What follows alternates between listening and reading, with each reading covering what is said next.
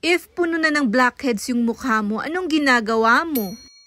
Puno na nga ng blackheads itong mukha ko, kaya naman tara samahan niyo akong magpa-freshness habang nagluluto. Unang-una nga ito nga tinugasan ko nga muna dahil nga ma-oily ng aking face lock. Ay naapo, pwede nang ipang-prito yung oil ng mukha ko. Pero ganun pa man, yung blackheads ang problema ko for today's video. Kaya naman ito lalagyan natin ng charcoal na blackheads remover ng Rosemar. So ginagamit ko nga ito once a week lamang. Pero minsan hindi ko din naman nagagawa yung once a week. Minsan 2 weeks na or 3 weeks na bago ko ulit gamitin, ganun. Kapag literal na ba na napapansin ko na malala na yung whiteheads and blackheads ko, ganun. Ang nagustuhan ko naman dito ay very mild nga dahil nga sensitive skin din naman ako. Meron nga din siyang cooling effect kaya naman naiiyak na din ako minsan sa paglalagay. Yung tip ko naman dito sa paglalagay, kailangan medyo makapal. Para kapag tinanggal mo na ay literal na mabubunot niya yung mga blackheads and whiteheads, ganun. So ito nga't meron din siyang 10 times instant whitening. So yan nga't super nakakaluha talaga yung cooling effect niya. At sabi ko nga sa inyo, ito nga't nagluluto nga ako habang nagpapa-freshness. So ang niluluto ko lang naman for today's video ay ito ngang adobo. At may naiwan pa nga kaming maling, kaya naman for the ulam na rin for today's video. Kaya naman halina muna kayo at kain muna tayo habang pinapatayo ko nga muna yung aking face lock. So ito na nga, tapos na nga kaming kumain at dahil na nga rin itong aking blackheads remover, kaya naman tatanggalin ko na nga. At ito na nga yung pinaka-satisfying part. Itong pagpipil ng blackheads remover. O diba, nakikita nyo ba yung mga puti-puti dyan? Yan yung mga whiteheads ko. Na po, pati dry skin ko natatanggal na rin dyan. So ito na nga yung way ko na pagpapa-freshness na murang-mura. O diba, nandito ka lang sa bahay, nagiging fresh ka pa. At syempre, sa murang halaga lamang, ganon. Kaya naman, if meron ka ding blackheads, whiteheads, gusto mo ring tanggalin, try mo din itong product ng Rosemar. Yung pinaka gusto ko talagang linisan dito ay dito sa parts ng ilong ko ay naapo, punong-puno na talaga ng blackheads. Literal naman talaga yung blackheads na yan at sinabayan pa nga ng oily nose ay naapo. San ka pa? Hindi lang whiteheads, blackheads ang natatanggal nito, kayang-kanya rin tanggalin yung mga pimples. So ayan na, hindi lang para sa babae ito ha, pwede rin sa lalaki. Kaya naman lagyan nyo na rin yung peslak ng mga mister nyo, mga moms. At nakikita nyo ba yung mga na-harvest ko dyan sa aking ilong? Ang dami-daming whiteheads. At dahil nga 10 times instant whitening ito nga't naglighten na rin yung aking peslak. At isa pa nga, pag tinatanggal mo nga ito ay hindi nga rin siya masakit. So yung mga whiteheads, blackheads ay hindi talaga yan mawawala dahil nga araw-araw nga naman ako nagpapagpag ng aming bahay. Ikaw ba naman maging taong bahay, wala ka namang talagang gagawin kundi maglinis ng maglinis. Syempre yung mga alikabok mapupunta talaga sa ating peslak. At yun na nga yung ating mga whiteheads, blackheads, ganun. So ito nga, tatanggal ko na nga rin lahat-lahat, kaya naman naghugas na nga rin ako. O diba, fresh na fresh, parang kasing fresh muna, charis. At syempre, tutudo ko na nga ang pagiging fresh. Ilalagay ko na rin yung aking skincare sa gabi, ganun. So ayan, for the lip serum muna ang Millionaria Kasjay. At syempre, ilalagay ko na rin yung aking face serum para mas lalo pang mag-fresh, Kasjay. Ako lang ba yung mas happy sa serum ngayon kaysa cream? Mas gusto ko kasi itong serum kaysa cream dahil nga hindi siya nag-white cast. So alam nyo na ha, yung mga link andyan lang sa may yellow basket o kaya naman andyan lang sa may comment section. At ito na lang muna for today's video, mga kamilyonaryang mommies and daddies. Thanks for watching. Thank you so much, Lord.